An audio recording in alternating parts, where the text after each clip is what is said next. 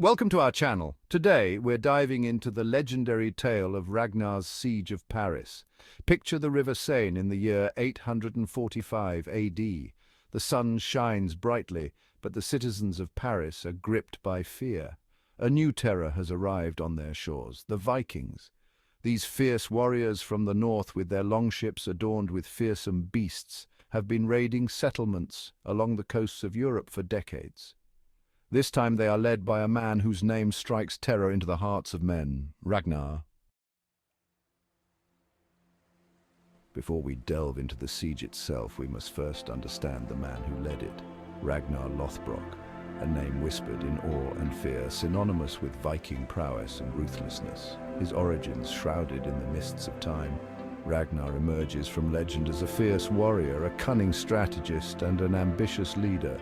Tales of his exploits, both real and embellished, spread like wildfire throughout Scandinavia, attracting ambitious young Vikings eager to join his banner.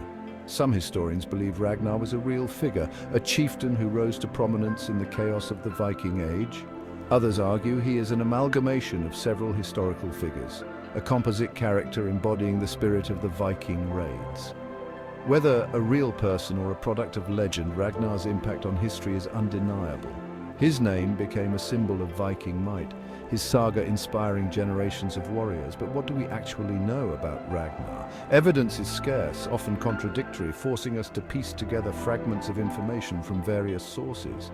Some accounts depict him as a descendant of the Norse god Odin, his veins coursing with divine blood. Others portray him as a cunning strategist, outwitting his enemies with clever tactics and daring maneuvers. One thing is certain, Ragnar was a skilled warrior, leading his men on daring raids across the known world. From the coasts of England to the heart of Francia, his name became synonymous with Viking aggression and relentless ambition. To truly grasp the significance of Ragnar's siege, we must turn back the clock to the 9th century, a time when Europe trembled before the might of the Vikings. Imagine a continent bracing itself for the arrival of these fearsome warriors. Coastal communities lived in perpetual fear, their churches and monasteries easy targets for Viking raids. The rivers of Europe, once peaceful waterways, became highways for Viking longships, carrying these fierce raiders deep into the heartland of kingdoms. Paris, despite its location far inland, was not immune to the Viking threat.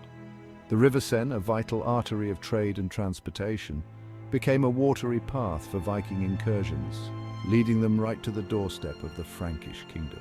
Prior to Ragnar's arrival, Paris had already tasted the bitter sting of Viking raids.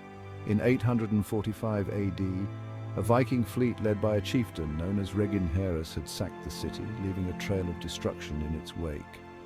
This earlier raid exposed the vulnerability of Paris, highlighting the strategic importance of the River Seine and the inability of the Frankish defences to withstand a determined Viking assault. The Frankish kings, though powerful, were often preoccupied with internal struggles, leaving their kingdom vulnerable to external threats. This power vacuum created an opportunity for ambitious Viking chieftains like Ragnar to exploit. The Vikings, with their superior naval technology and ruthless efficiency in warfare, were quick to capitalize on the fragmented political landscape of Europe. Ragnar's siege of Paris, therefore, must be understood against this backdrop of Viking expansion and Frankish vulnerability. Chapter 3. Whispers from the past, accounts of the siege. The events of Ragnar's siege are shrouded in a blend of historical accounts and saga-like embellishments, making it a challenge to separate fact from fiction. Our primary sources are like scattered puzzle pieces, each offering a glimpse into the past. One such piece comes from the Annales Bertiniani, Frankish chronicles that provide a contemporary account of the siege. These annals, written from the perspective of the besieged, depict the Vikings with a mixture of fear and disdain. They describe the Vikings' arrival in Paris, their brutal attack on the city, and the terror they inflicted upon its inhabitants. The chroniclers paint a vivid picture of the chaos and destruction wrought by Ragnar's forces. Another valuable, though potentially biased, source is the Saga of Ragnar Lothbrok, a collection of Scandinavian tales passed down through generations. This saga, written centuries after the actual events, glorifies Ragnar's exploits, portraying him as a larger-than-life hero. While entertaining, we must approach these accounts with a critical eye, recognizing the potential for exaggeration and myth-making. Interestingly, the saga also mentions a plague that ravaged Ragnar's forces during the siege, a detail absent from the Frankish chronicles. This discrepancy highlights the challenges historians face when piecing together events from the past. Archaeological evidence, though fragmentary, provides further clues. Excavations in and around Paris have unearthed remnants of Viking presence, including weapons, jewelry, and even traces of their shipyards. These artifacts offer tangible evidence of the Viking siege, corroborating some of the details found in written accounts and offering a glimpse into the daily lives of these warriors. Despite these varied sources, many questions remain unanswered. Chapter 4. The Fury of the North Sea, Viking Tactics. Imagine the sun glinting off hundreds of Viking shields as Ragnar's fleet appears on the horizon. This was no mere raiding party. This was a force intent on conquest, equipped with a tactical understanding of warfare that terrified their enemies. The Vikings were masters of surprise. Their longships, shallow drafted and powered by both sail and oar, allowed them to navigate rivers with ease, appearing suddenly where least expected. They could strike swiftly, plundering coastal settlements or disappearing back into the vastness of the sea before reinforcements could arrive. This unpredictability was a key element of their success. During the siege of Paris, Ragnar's forces employed a tactic known as the shield wall, a fearsome defensive formation that presented a nearly impenetrable barrier to their enemies.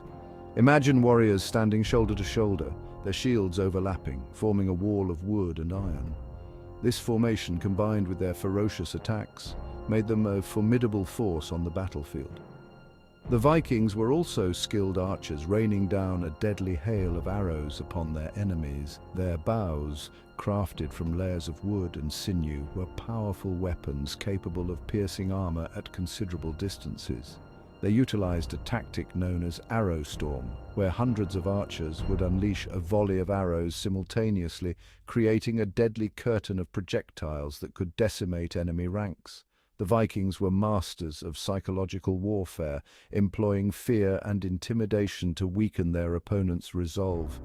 The sight of their longships adorned with fearsome dragon heads, the sound of their war horns echoing across the battlefield, and the ferocity of their attacks all served to demoralize their enemies. One particularly cunning tactic employed by Ragnar was the use of deception. According to some accounts, he feigned a retreat, luring the defenders of Paris out from behind their walls. Chapter 5. The Walls of Paris, a city under siege. The arrival of Ragnar's fleet did not find Paris a helpless victim. The city, strategically located on the Ile de la Cité, boasted formidable defenses that had withstood previous attacks.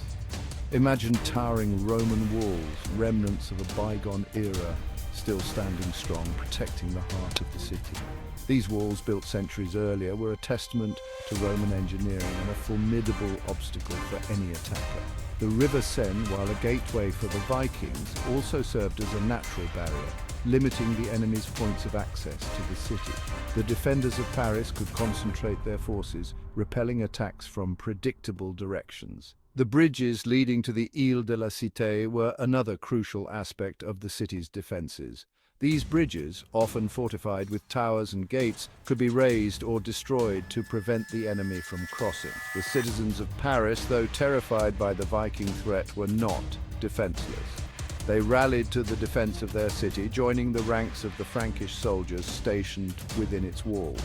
Chronicles from the time describe the bravery of the Parisian defenders, men and women who took up arms to protect their homes and families.